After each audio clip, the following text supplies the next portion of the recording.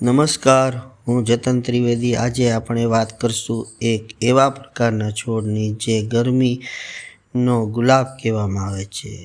બોગનવેલ એટલે સરસ ગરમીમાં ઉછેર થાય છે અને તેમાં ફૂલ 20થી 30 દિવસ સુધી ટકી રહે છે અને આ 30 દિવસની સાયકલ પછી આ ફૂલ ખરી જાય છે। પણ ઘણા લોકોની ફરિયાદ હોય છે કે એક વખત આ ફૂલ આવ્યા પછી બીજી વખત આવતા નથી અથવા આવે તો ખૂબ લાંબા સમય આવે છે। પરંતુ આખા વર્ષમાં ગરમીની સિઝન હોય ત્યારે ખૂબ જ ફૂલ આવતા હોય છે। ઠંડીની ઋતુમાં 3-4 મહિના આમાં ફૂલ આવતા નથી। ગરમી પડવાની શરૂ થઈ જાય છે તો નવા ફૂલ આવવાની શરૂઆત થઈ જાય છે। ગરમીવાળા વિસ્તારમાં આ ફૂલ અને આનો ઉછેર ખૂબ સારા પ્રમાણમાં થતો હોય છે। આજે આપણે કેવી એને માટી જોઈએ, કેવી રીતે કટિંગ થાય, કેવી રીતે એને પાણી આપવું, તેને કેવા વાતાવરણમાં ઉછેર થાય છે વગેરે વિશે આજે આપણે આ વિડીયોમાં ચર્ચા કરીશું। કયા પ્રકારનું વાતાવરણ જોઈએ આ વિશે વાત કરીએ આપણે, તો ચાલો શરૂ કરીએ આપણે વિડીયો। બોગનવેલ પ્લાન્ટ લગાડ્યા બાદ તેને ઉછેર કરવો ખૂબ સહેલો છે। તે નાના કુંડામાં પણ થઈ શકે, જમીનમાં થઈ શકે, કમ્પાઉન્ડ વોલની બાજુમાં, ટેરેસમાં અને ઘણી વખત આપણે રોડ સાઈડ ડિવાઈડરમાં પણ હેચિંગ તરીકે જોયેલા હોય છે। તો સૌપ્રથમ આપણે તેને સોઇલ કેવી જોઈએ તેની વિશે ચર્ચા કરીએ। તેમાં સોઇલમાં 30% જે એરિયામાં ઉગાડવાનું હોય તેની માટી નાખવી, 30% વર્મી કમ્પોસ્ટ લગાવવું અને જો અનુકૂળ હોય તો રિવર સાઇડ સેન્ડ 20% તેમાં ઉમેરવી। જો આ કુંડામાં નાખવાનો હોય છોડ તો તે કુંડામાં કાણું હોવું જરૂરી છે, જે ધ્યાને રાખવું। અને કુંડામાં નાખવામાં આવે છે તે કુંડાની સાઇઝ 9થી 12 ઇંચથી મોટા કુંડામાં નાખવું। તેનાથી નાના કુંડામાં જો આ બોગનવેલ વાવવામાં આવે તો તેના મૂળિયા ડેવલપ નહીં થઈ શકે અને તેનો ઉછેર નહીં થઈ શકે। હવે આ બોગનવેલ 2 રીતે ટ્રીટ કરી શકાય। એક તો બોન્સાઈની જેમ પણ તૈયાર કરી શકાય અને વેલની તરીકે પણ ટ્રીટ કરી શકાય।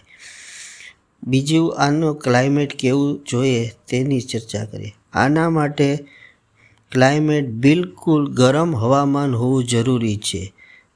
ગાર્ડન ટેરેસ કે ગાર્ડનમાં જો લગાવવામાં આવે તો તેની જગ્યાનું સિલેક્શન જે જગ્યા પર 6થી 8 કલાક કડક તડકો આવે તેવી જગ્યાએ લગાવો, જેથી તેના ઉછેર થયા બાદ તે જગ્યા પર ખૂબ સારા ફૂલ આપણને મળી શકશે।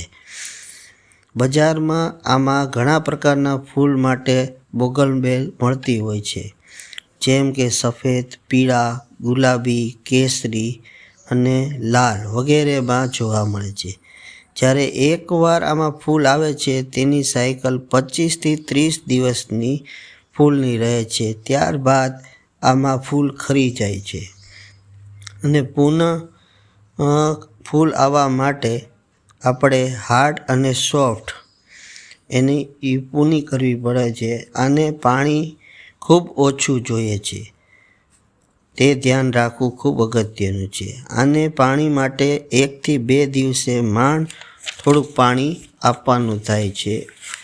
જો વધુ પડતું પાણી આપીએ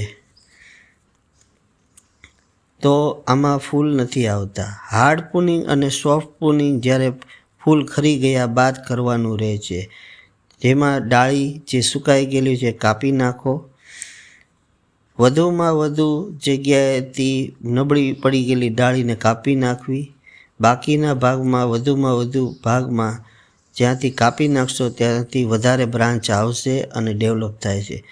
જેટલું વધારે બ્રાન્ચ નવી આવશે તેટલા નવા ફૂલ આવશે। પાણી જો વધુ પાવાથી બોગનવેલમાં પાંદડા વધુ આવે છે, તે ખાસ ધ્યાન રાખવું। માપસર જો પાણી પાવામાં આવશે તો તેમાં પાંદડા ખૂબ ઓછા આવશે અને ફૂલ ખૂબ વધુ આવશે। તે આ ફૂલની ખૂબ સારી એવી ખાસિયત છે, જે ધ્યાન પર લેવાની પણ જરૂર છે, એટલે જેથી બહુ વધુ પ્રમાણમાં પાણી તેને ન પાવું અને થોડી કટિંગની સંભાળ રાખવામાં આવે તો ખૂબ સારું કટિંગ થઈ શકે છે. હવે આપણે આ વિડીયોમાં માટી, પાણી, હવામાન આપણે વિશે ચર્ચા કરી, જેથી વધુમાં વધુ બોગનવેલમાં ખૂબ સારા ફૂલ આવી શકાય એટલું અમારા દ્વારા પ્રયત્ન કર્યો. અને વધુમાં જ્યારે આમાં એકવાર ફૂલ આવ્યા બાદ તેની આસપાસની જગ્યામાં જે મૂળવાળો ભાગ છે તેમાંથી 1 થી 2 ઇંચ સુધીનું ફરતું ખોદાણ કરી અને તે માટી કાઢી પછી તેમાં કમ્પોઝ વર્મી નાખવું. કમ્પોઝ અથવા કિચન ગાર્ડન દ્વારા તૈયાર કરવામાં આવેલું અથવા છાણનું ખાતર, જેમાં 250 ગ્રામ વર્મી કમ્પોઝ, 100 ગ્રામ લીમડાનું ખાતર નાખ્યા પછી જે માટી આપણે કાઢી નાખેલ છે તે એની ઉપર નાખી દેવી અને તેમાં થોડું પાણી નાખવું, જેમાં ખાલી ભીનું રહે તેટલું. અને આ સિવાય જો તમને આવું બનાવતા ન આવડતું તો બજારમાંથી બોગનવેલ માટે બૂમ બૂસ્ટર પણ તૈયાર મળે છે, તે નાખી પણ શકાય છે. આપણે બોગનવેલ વિશે માટી કેવી જોઈએ, બોગનવેલમાં પાણી કેટલું પાવું જોઈએ, બોગનવેલની ફૂલની સાયકલ કેટલી છે, બોગનવેલનું વાતાવરણ કેવું જોઈએ, આ બધા વિશે આપણે આ વિડીયોમાં ચર્ચા કરી, જે આપને ખૂબ ઉપયોગી થશે. તો આ વિડીયો આપના મિત્ર, ગ્રુપ વગેરેમાં શેર કરશો. બેલ આઇકોન પર ક્લિક કરશો તથા અમારી ચેનલને સબસ્ક્રાઈબ કરશો, જેથી અમારા નવા વિડીયો આપને સુધી વહેલા મળી શકે. તો આપ સૌનો ધન્યવાદ અને હવે પછીના નવા વિડીયોમાં આપણે વહેલા મળીશું.